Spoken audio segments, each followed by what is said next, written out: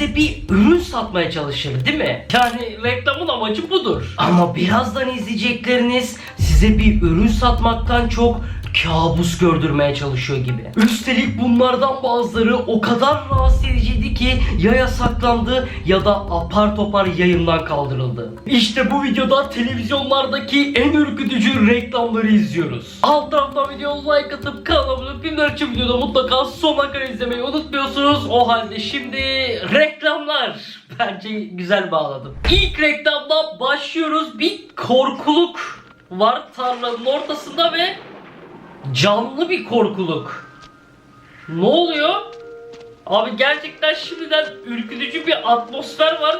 Böyle çamurlarda falan böyle koşuşturuyor. Dans falan ediyor. Bu reklamlar bir de çok eski reklamlar arkadaşlar ve yani aslında o zaman korkunç gelmese de yani şu an izleyince böyle ürkütücü bir havası oluyor. Bak ister hasta ol, ister sıcak hava olsun bilmem ne bir şeyler diyor. Harmanlanmış altın sebze gibi sağlıklı besleyici.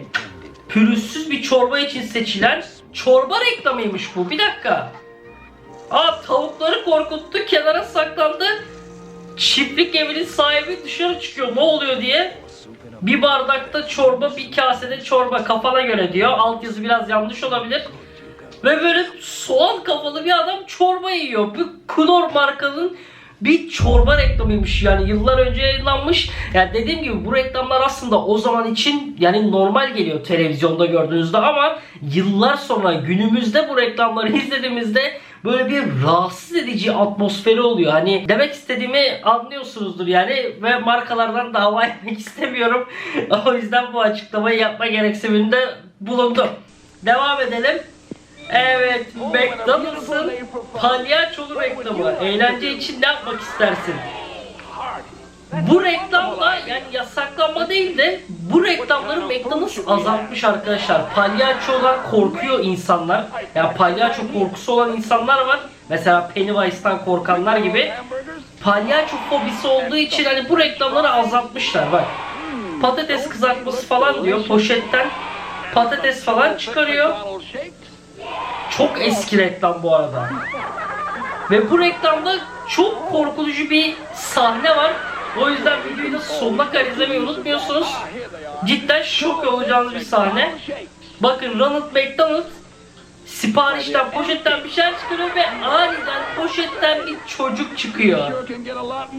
Yani bunu farklı anlamış olabilirler. Ronald McDonald zaten insanlar, çocuklar palyaçolardan korkuyor ve reklamda da poşetten bir çocuğun çıkması bence gerçekten ürkütücü geliyor. Sizler düşünüyorsunuz bu reklamlardan en rahatsız edicisi hangisi? Bunu da yorumlara yazın. Üçüncü reklamımız, evet bu reklama çok şaşırmıştım gördüğümde. Bir bebek var ve PlayStation 3. Evet bu bir PlayStation 3 reklamı abi. Ve bu reklamda zamanında çok rahatsız edici bulunup yayından kaldırılmış yani. Çok tepki çekmiş. Bak bebek PlayStation'a bakıyor ve ağlarken gözleri kırmızı oldu. Bu ne abi? Bu neden böyle bir reklam yapmışlar? Bunu gerçekten anlamadım. Ve sırada bir Türk markasının reklamı var. Umarım dava yemem. Ama bu Eticin reklamı gerçekten çok rahatsız edici. Gözlerini görüyor musunuz? Şarkısı da bir tuhaf. Ama aslında dediğim gibi yani bu reklam o zamanlar normal geliyor. Yani şu an izlediğimde tuhaf geliyor. Çünkü o zamanın animasyonları falan biraz da dandik, kötü, anladınız mı? O yüzden şu an izlediğimizde bize korkunç gelmesi gayet normal. Lütfen Eti bana dava açmasın. Belki ileride sponsorluk yaparız bilmiyorum. Ve bu reklam gerçekten fazla rahatsız edici. Parlayan cildim için iyi bir sebep var. Ve nasıl parlıyorum? Gözeneklerim nasıl bu kadar temiz ve net? Bu bir krem reklamı falan diyeceksiniz değil mi? Yüz kremi falan.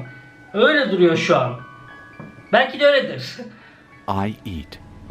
Küçük bebek dondurması yedim. Little Baby Ice Cream diye bir markanın reklamıymış abi bu ve gerçekten fazla rahatsız edici. Şuna bakar mısınız? When you eat Little Baby's ice cream, Little Baby'nin dondurmasını yediğinizde göz kırpacak, başınızı sallayacak ve sarılacaksınız. Büyük bir coşkuyla beşlik çakacaksınız diyor. Ama bu gerçekten fazla rahatsız edici bir reklam. Ne düşünüyorsunuz? Yorumlara yazın. Bayağı tuhaf ama bu reklamın amacı da buymuş zaten. Yani dediklerine göre yani zaten böyle bir his uyandırmak istemişler. Ne oluyor lan? Korktum anlık. Bu ne? Upuzun bir burnu var adamın. Umut, senin burnun da böyle uzun mu? Pilot. Burnu başka bir adamın burnuyla bağlandı ve bu bir McDonald's kahve reklamıymış.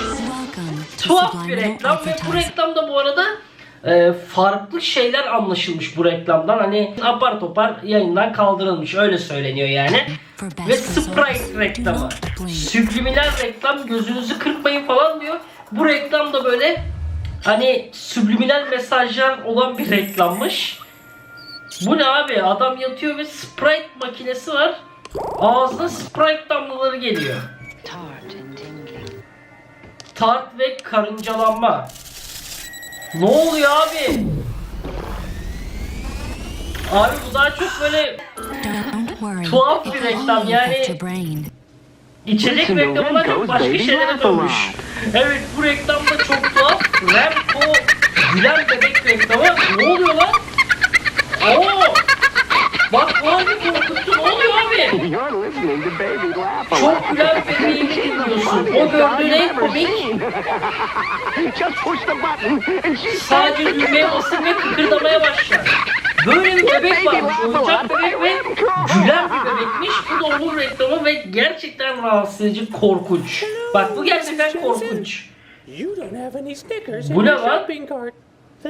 Snickers reklamıymış. Cadılar Bayramı'nda yayınlanmış bir çikolata reklamı ve bu reklam da o zamanlar fazla tepki çektiği için yayından kaldırılmış abi. Bazı ülkelerde falan yayından kaldırılmış. Ya bu reklamları da böyle götümden sallamadım yani. Biraz araştırdım, onu da söyleyeyim. Bu videoları ben birleştirdim. Ben özel buldum bu videoları. Evet bak bu da gerçekten fazla tuhaf bir reklam. Açım diyor. Yine bir palyaço var abi. Bu palyaçoları neden kullanıyorlar reklamlarında? Şuna bak, Pennywise gibi. En iyi kahvaltı büyük top şeker. Yani Big Rice pirinçler neydi ya? Bu marka şu an hatırlamıyorum da. O kadar iyi ki her yediğimde kırışıyorum. Şimdiye kadar denediğim pirinç gevreği ne olursa olsun abi, palyaço çok korkunç bakıyor, şuna bakın. Bal ve şeker onu harika yapar diyor. Abi bakışlara bakar mısınız? Bak gerçekten bak, tam durdurduğum an çok rahatsız edici, çok ürkütücü duruyor. Şuna bakar mısınız ya? Mağazaya doğru kırışıyorsunuz. Dünyadaki en büyük mısır gevreği falan diyor. Böyle bir markanın mısır gevreğiymiş. Ve bu da son reklam. Bu reklam da harbiden bazı ülkelerde falan veya genel olarak kaldırılmış, bilmiyorum. Ve ne reklam olduğunu gördüğünüzde şaşıracaksınız yani. Ben şaşırmıştım. Şaşırmıştım demeyeyim, ben de izlemedim bunları. Sadece hani gerçekten kaldırılmışlar mı bunlara bakarken şaşırdım. Evet, bu bir araba reklamı abi. Her yer örümcek ağı, bak görüyor musunuz? O kadar fazla örümcek ağı var ki bir şey göremiyoruz bile doğru düzgün.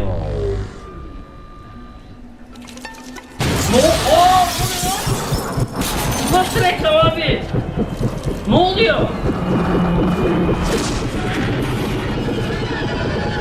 Hangi araba abi? Batman'in arabası mı? Lan! Evet, bu bir Audi RS4 reklamı. Bir gün bu arabadan alacağım ama bu reklamdan sonra fikrim değişti ve bilmiyorum siz en çok hangi reklamdan ürkütücü bulduğunuz hangi reklamı, bunu da yorumlara yazarsınız.